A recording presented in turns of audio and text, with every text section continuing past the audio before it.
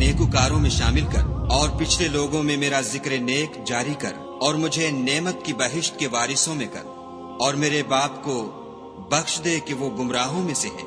اور جس دن لوگ اٹھا کھڑے کیے جائیں گے مجھے رسوا نہ کیجو، جس دن نہ مال ہی کچھ فائدہ دے سکے گا اور نہ بیٹے۔ ہاں، جو شخص خدا کے پاس پاک دل لے کر آیا وہ بچ جائے گا، اور بہشت پرہیزگاروں کے قریب کر دی جائے گی، اور دوزخ گمراہوں کے سامنے لائی جائے گی۔ اور ان سے کہا جائے گا کہ جن کو تم پوجتے تھے وہ کہاں ہیں؟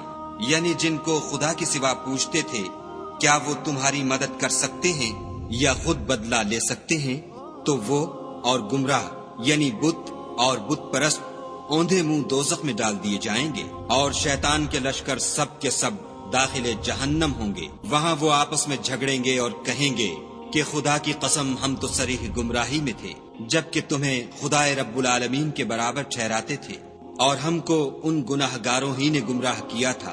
تو آج نہ کوئی ہمارا سفارش کرنے والا ہے اور نہ گرم جوش دوست۔ کاش ہمیں دنیا میں پھر جانا ہو تو ہم مومنوں میں ہو جائیں۔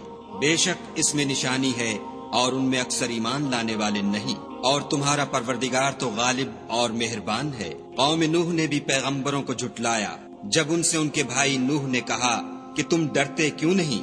میں تو تمہارا امانت دار پیغمبر ہوں، تو خدا سے ڈرو اور میرا کہا مانو، اور میں اس کام کا تم سے صلہ نہیں مانگتا، میرا صلہ تو خدا رب العالمین ہی پر ہے، تو خدا سے ڈرو اور میرے کہنے پر چلو۔ وہ بولے کہ کیا ہم تم کو مان لیں اور تمہارے پیروں تو رذیل لوگ ہوئے ہیں؟ نوح نے کہا کہ مجھے کیا معلوم کہ وہ کیا کرتے ہیں، ان کا حساب اعمال میرے پروردگار کے ذمے ہے، کاش تم سمجھو۔ اور میں مومنوں کو نکال دینے والا نہیں ہوں، میں تو صرف